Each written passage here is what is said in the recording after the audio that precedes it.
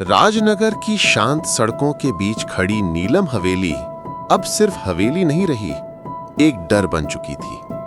कई दिनों से सीनियर इंस्पेक्टर आदित्य राणा हर सुबह हवेली आ रहे थे और हर शाम जवानों का पहरा लगवाकर लौट रहे थे। जवानों की रिपोर्ट बस एक ही होती, सब ठीक है सर। लेकिन आदित्य समझ चुके थे, नीलम हवेली कभी ठीक थी ही नहीं।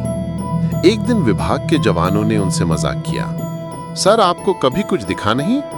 आदित्य हंसे, मेरे सामने भूत नहीं आते, लोग खुद कहानियां बना लेते हैं। पर जवान चुप नहीं रहे। एक ने याद दिलाया, सर 3 नौकर फिर पूरा परिवार मर गया, ये संयोग कैसे?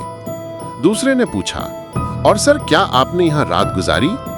आदित्य ने रौब से कहा, हाँ कई बार। लेकिन सबको पता था वे झूठ बोल रहे थे।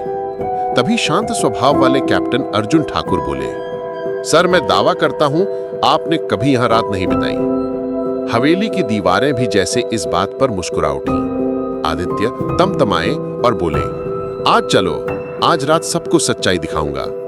जवानों ने शर्त रखी, आप हवेली के अंदर अकेले रहेंगे, हम बाहर रहेंगे। अर्जुन ने तुरंत कहा, मैं सर के साथ रहूंगा। शाम ढलते ही नीलम हवेली के बाहर पुलिस गाड़ियों की गड़गड़ाहट गूंज उठी। अंदर अजीब सन्नाटा फैला था। कंदीलों की टिमटिमाती रोशनी हवेली को और रहस्यमय बना रही थी। आदित्य ने मुस्कुराते हुए कहा, तो बहादुरों की टीम पहुंच गई।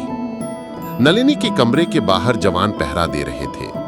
अंदर से धीमी मंत्र जैसी आवाजें आ रही थीं। एक जवान बोला, नलिनी पूजा कर रही हैं सर, 2 घंटे कोई शोर नहीं। आदित्य और अर्जुन हवेली में आगे बढ़े। अंदर सब सामान्य लग रहा था, ताजा साफ सफाई, पर्दे सही, फर्नीचर व्यवस्थित, मानो यहां कभी कोई मर ही नहीं सकता था। तभी सादिक बोला, सर वो कमरा जहां हादसे हुए थे वो कहां है? आदित्य ने हवेली के पुराने पश्चिमी विंग की ओर इशारा किया।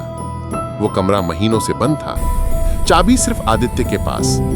दरवाजा खोला गया और अगला दृश्य देखकर सबके रोंगटे खड़े हो गए।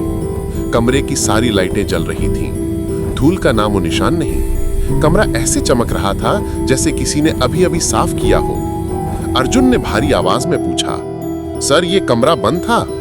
आदित्य हकला गए, हाँ बंद ही था। जवान बोला, सर ये कई दिन से बंद है, हमने नहीं खोला। अर्जुन कमरे में गया और एक एक स्विच बंद करने लगा।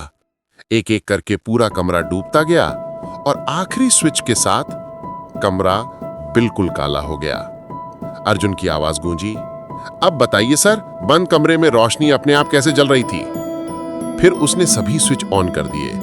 रोशनी फिर चमक उठी। जवानों की नजरें अब आदित्य पर थीं, कठोर सवाल करती हुई। सुरेश ने धीमे से कहा, सर असली बात यह है कि आपने कभी यह कमरा खुलवाया ही नहीं।